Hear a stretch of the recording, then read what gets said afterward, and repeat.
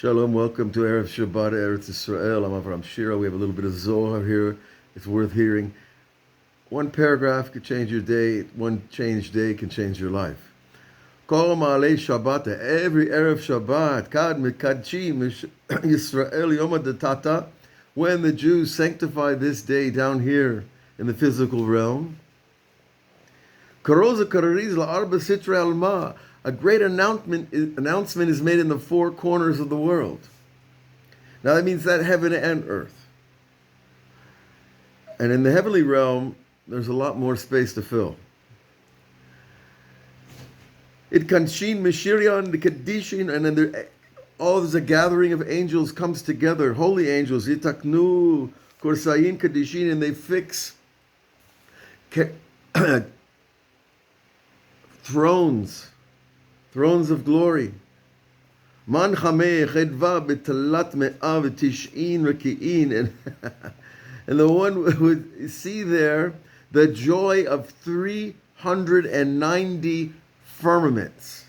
Now, a firmament is a spiritual layer in heaven. Just like you have layers in the physical atmosphere, there's layers in the spiritual atmosphere.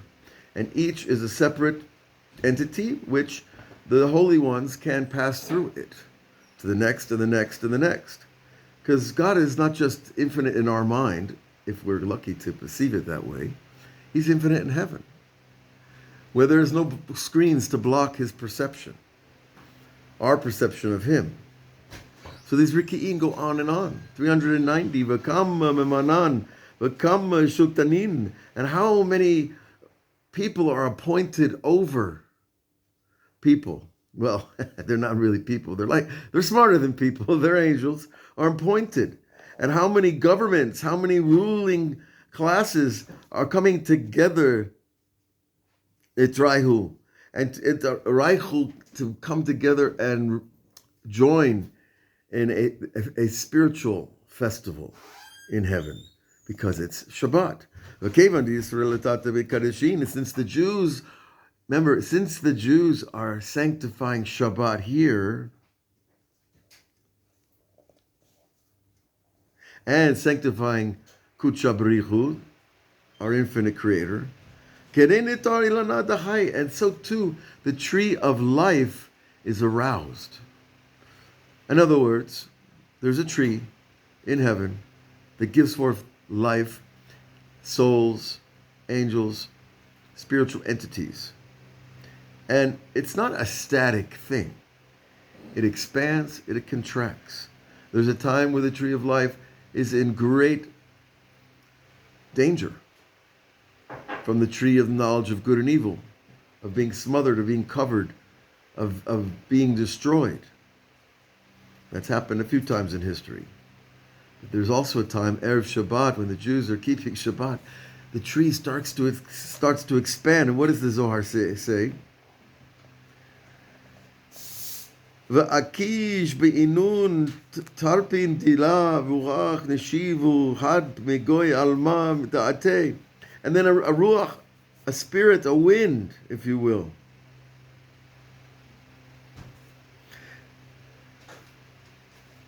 That comes, and the leaves are fluttering on the tree. And the wind is blowing through the tree. And it's coming through the world to come. The world that was before the physical realm. The elu anfei, and these branches and these leaves on this tree, mitnanim, and they're shaking and swaying and making a beautiful symphony of sounds. Uma'alim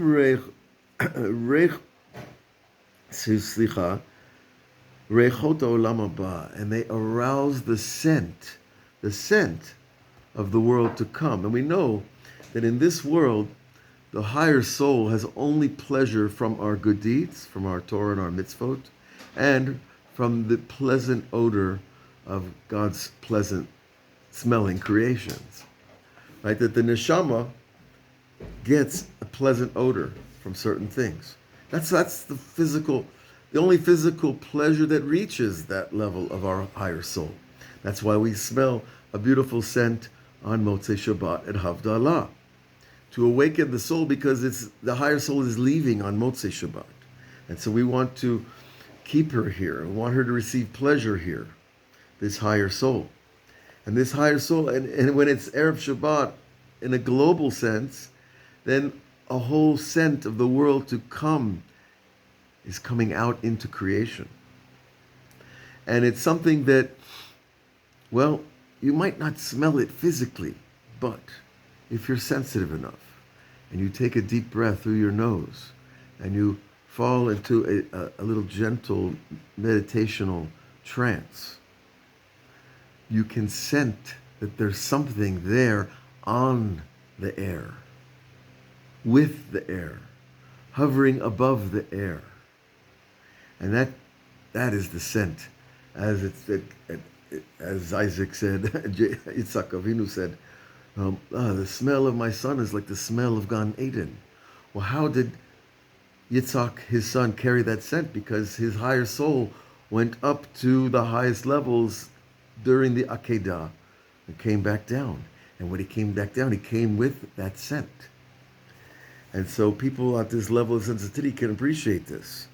But even if we don't experience it, we can appreciate the understanding of it.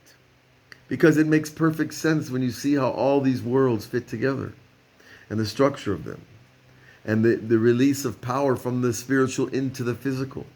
And how there are traces of the power. Listen more further. And this holy tree of life is aroused. Afik, nishmatin, and kadishin. And then holy souls emerge from the tree. Uferush al-alma, and spread over the world. Va'al kol da nishmatin, nafkin, nishmatin ila'in, and all of this, more souls are coming out of the tree. It's a living being that emits souls that spread into the world. The ilain mitarei ilain, and one level arouses the next level. Nafkin ve'ilain a'alin, and then they go out and then they come in. And the tree of life is in joy. See, what is joy?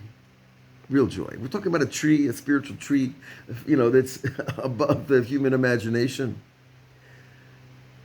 Yes, but it says that it's joyous. How does a tree become joyous? Because it's fulfilling itself. And when a person fulfills themselves in this world, they are joyous. And you could say, well, I have a good job, I'm happy. But that's not the type of joy, I'm happy because I have a good job type of joy. We're talking about the joy of existing, the joy of existence, the joy of fulfilling oneself in a master plan, in an unbelievably magnificent universe that God has created. And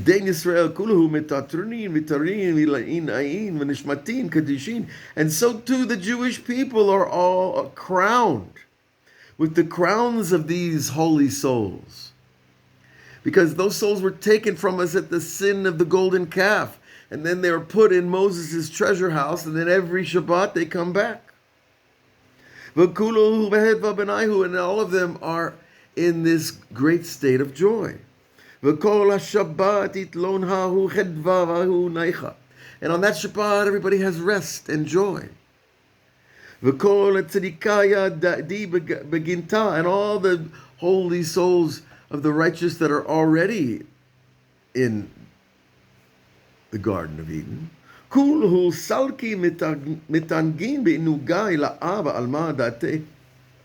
and all those souls that are already in the Garden of Eden, guess what? They go up higher too. And they have more pleasure in the upper Garden of Eden because there's more than one floor in this awesome building. And then when Shabbat comes, the end of Shabbat comes, then all those souls go back into hiding within the tree. So you see, there's something going on here. Shabbat is not what we think. And we do what we do because the rabbis have passed it down to us from the prophets, and we have good sources. But when we read the Zohar and we see how it's working on the inside, ask yourself why you are at rest on Shabbat. Because the Torah tells me I can't work?